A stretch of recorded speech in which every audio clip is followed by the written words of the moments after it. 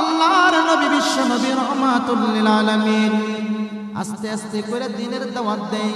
আর ওই দিক দিয়ে আবু জাহেল সম্মেলন বইছে, বৈঠকে বসছে। বসার পরে ঘোষণা দিয়ে দিলেন, কে মুহাম্মদের কল্লাটা আনতে পারবে?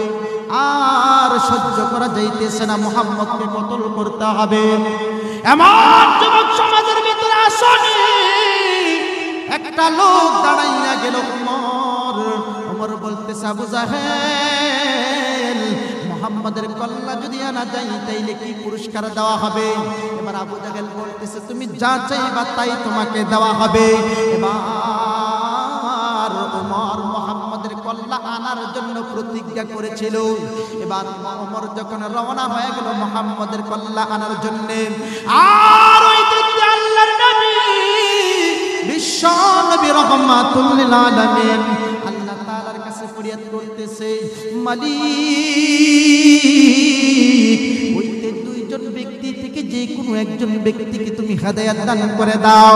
ও মালিক, হয়তো আজকে ওমরকে হেদায়েত দান করবা, আর না হয় আবু জাহেলকে হেদায়েত দান করবা।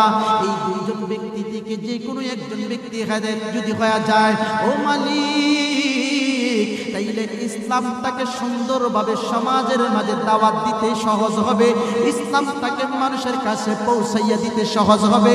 আল্লাহর নবী বিশ্ব নবী রাহমাতুল লিল আলামিন এই দোয়া যখন আল্লাহ তাআলার কাছে করতেছে, আল্লাহ তাআলাও চিন্তা করলেন মুহাম্মদের দোয়া কবুল করবে।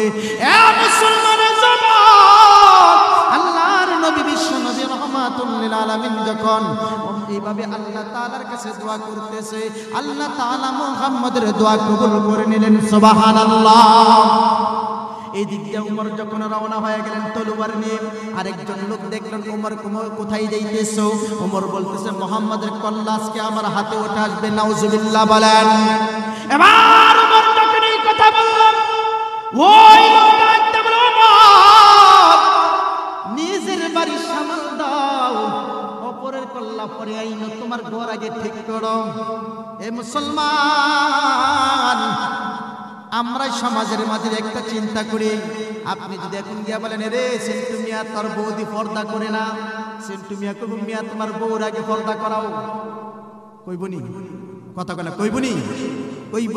এবার লোকটা ডাক দিয়ে বলতেছে, ওমর, তুমি যে মুহাম্মদের কল্লা আনতে যাইবা, রে ওমর, তোমার গড়ি আগে সামাল দাও। এবার ওমর ঘরের ভিতরে গেলেন। বাড়িতে যাওয়ার পরে যখন জুতার আওয়াজ পেল, আওয়াজ পাওয়ার পরে বোন ঘরের ভিতরে কোরআন তেলাওয়াত করতেছে। ওমরের ভয়ে ভয়ভীত হয়ে ঘরের ভিতরে চুপচাপ বইসা রইছে। দরজা খুলে না।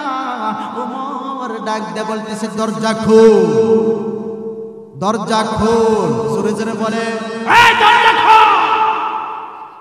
ঘরের ভিতরে কি গুটগুট কইরা কি পড়তেছ? এবার ওমর এক পর্যন্ত জোরে ধাক্কা দিয়ে দরজা ভেঙে ঘরে ঢুকলেন। মুসলমানের যুবক, ওমর যখন ঘরের ভিতরে ঢুকলেন, ঢোকার পরে বোনকে জিজ্ঞাসা করতেছে, কি হয়েছে?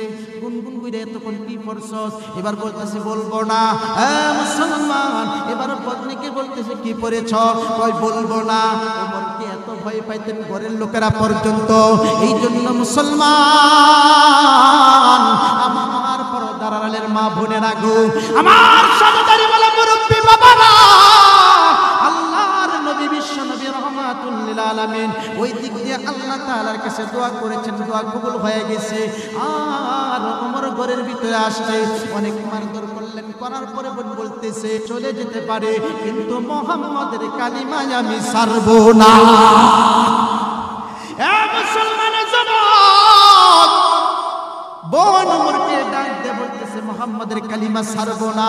ওমর রে, যতই আমারে মারধর করো, আমার কল্লাও যদি চলে যায়, কিন্তু কালেমা আমি ছাড়বো না। ওমর বলতেছে, কি এমন কালেমা?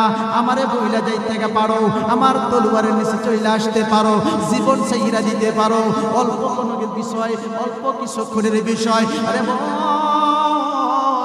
কি এমন জিনিস তোমাদেরকে পড়াইছে? এবার আমি কি পড়তে পারি? বোন বলেন, না, পড়া যাবে না, এটা তোমার আমার বানানো জিনিস নয়। এটা কি? তোমার আমার বানানো জিনিস নয়, এটা আল্লাহ তাআলার পক্ষ থেকে আইছে। উমর, তুমি যদি কোরআনটাকে পড়তে চাও, এই আয়াতগুলো পড়তে চাও, আগে তুমি পবিত্র করতে হবে, আগে পবিত্র হতে হবে। এবার উমরকে গোসল করালেন, কিছুক্ষণের ভিতরে উমরের মনটা নরম হয়ে গেছে।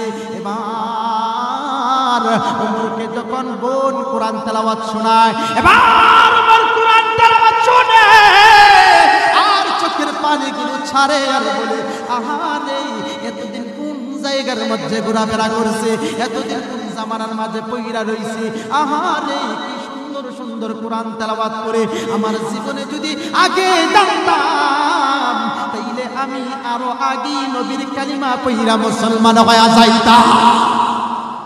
এ মুসলমানের যুবক, আল্লাহর নবী বিশ্ব নবী রাহমাতুল লিল আলামিন এই দিনের দাওয়াত দিলেন।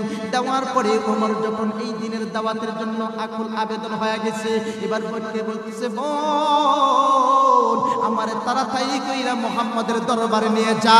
আর ওই দিক দিয়ে হানজালা বলতেছে, ও নবী আমার, আজকে যদি ওমর আসে তলোয়ার নিয়ে, তাহলে তার তলোয়ার দিয়ে তার গর্দানটা ছেড়ে দেব। এবার আল্লাহর নবী ডাকতে বলে, ও সাহাবীরা শুনো, যেই আল্লাহ রাব্বুল আলামিন আমাদের সাথে আছে, যেই আল্লাহ রাব্বুল আলামিন অতীতে ছিল, যেই আল্লাহ আমাদের সাথে ভবিষ্যতে থাকবে, সেই আল্লাহ আমাদেরকে ঠিক করবে, কি করবে না করবে। এবার উমর যখন বোনকে নিয়ে তলোয়ার নিয়ে সাথে কইরা আসতেছে, আল্লাহর নবী দরজাটা খুইলা দিলেন। সাথে সাথে দরজাটা খোলার পরে নবী আমার দরজার সামনে যখন দাঁড়াইয়া গেলেন, উমর তলোয়ার নিয়ে আগাইতেছে, সাহাবীরা উপস্থিত হয়ে আছে। এবার আল্লাহর নবী রাহমাতুল লিল আলামিনের সামনে আসার পরে উমর তলোয়ারটা পায়ের নিচে নিক্ষেপ কইরা দিয়া আল্লাহর নবীর সামনে বইসা বলতেছে, নবী গো, আপনি আমারে পড়াইয়া দেন লা ইলাহা ইল্লাল্লাহু মুহাম্মাদুর রাসূলুল্লাহ। চিল্লায়া বলেন না সুবহানাল্লাহ। আমার আল্লাহর নবীর দোয়া কে কবুল করেছে? আরো আওয়াজ করে বলেন, কে? আমার আল্লাহ তাআলা কবুল করেছে। এই জন্য দুনিয়ার একটা রহমত, দুনিয়ার একটা হেদায়েত। এ মুসলমানের যুবক, আমার আল্লাহ রাব্বুল আলামিন এই উমরকে দিয়ে পর্দত জাহানের বাদশা বানাইছিলেন, কি বলেন ঠিক না? এবার আল্লাহ